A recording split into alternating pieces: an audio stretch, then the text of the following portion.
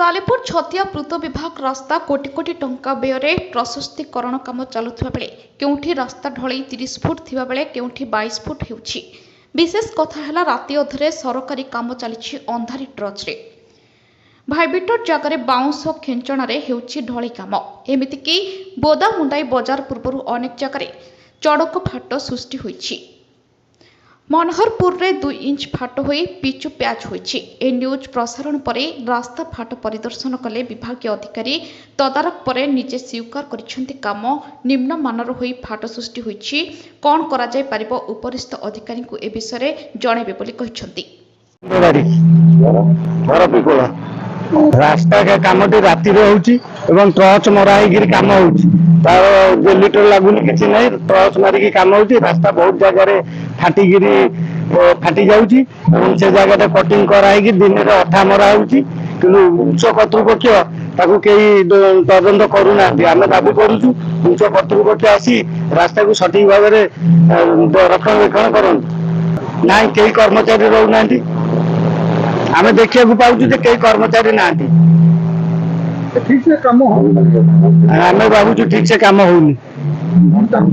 आम चाहूँ उच्च कर्तृपक्ष तदंत करूँ। मो ना हूँ काबुला सिंह। ये रास्ता आज ठीक कम होने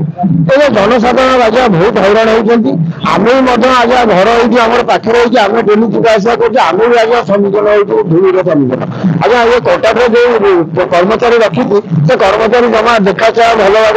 आज ये अंधार आज कम कर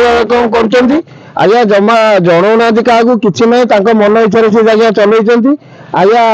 कर्मचारी कौन लोक रही ना जदि भी रोच आज से बेख्याल में रोच जमा एथर गुरुत्व नहीं कम करूना आज पानी भी सिंचन ठीक ना गाड़ी मोटर जो आज अवस्था होती आज पार्किंग भी सुविधा करना कौन ये ना आज कम भी ठीक भाव में होना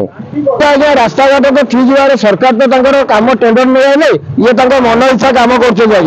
एथर भाग भाग भी ठीक भाव में दौना आम पचारा आज कम करूँ ना तुम जाकि सियाड़े कह आमर किसी ना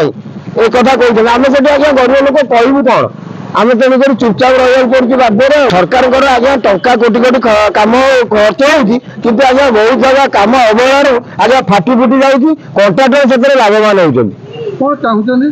आम चाहूँ आम रास्ता आज आम चाहूँ आम रास्ता कहीं भल हो ऊपर ऑफिसर आसिक ठिया होमती रास्ता सुरक्षा ठीक भाव में करेंगे केमी आज कमटा ठीक भाव में हम आज से गोटा आम चाहूँ। Salepur Maheshwar Behera report Jyotiprabha news.